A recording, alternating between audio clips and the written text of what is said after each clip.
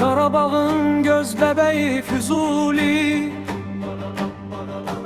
hər daşı bir sir danışır gizlicə.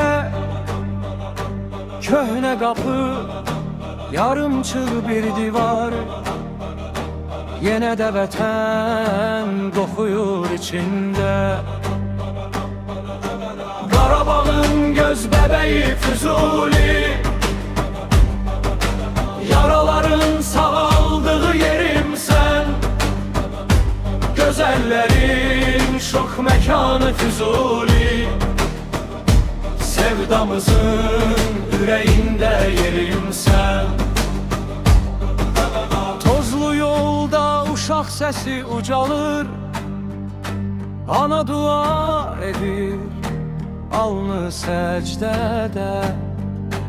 Bir bayraq dalğalanır gür kimi, səs salır düzlərə, dağa, kölgəyə.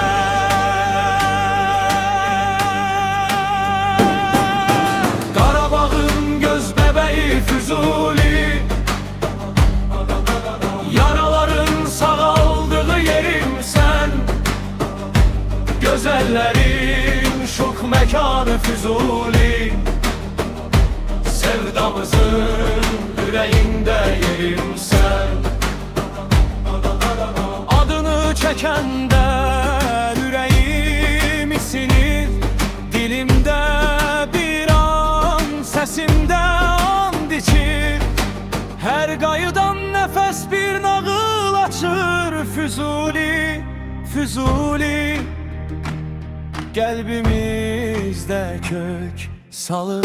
Baradan, baradan, baradan, baradan, baradan, baradan, baradan, baradan, baradan, baradan, baradan, baradan, baradan. Qarabağın göz bəbəyi Füzuli, Füzuli, yaraların sağaldığı yerim sen, yerim sen. Gözellerin şux məkanı Füzuli, sen məkanı Füzuli, sevdamızın yüreğinde yerim sen, yüreğinde yerim sen.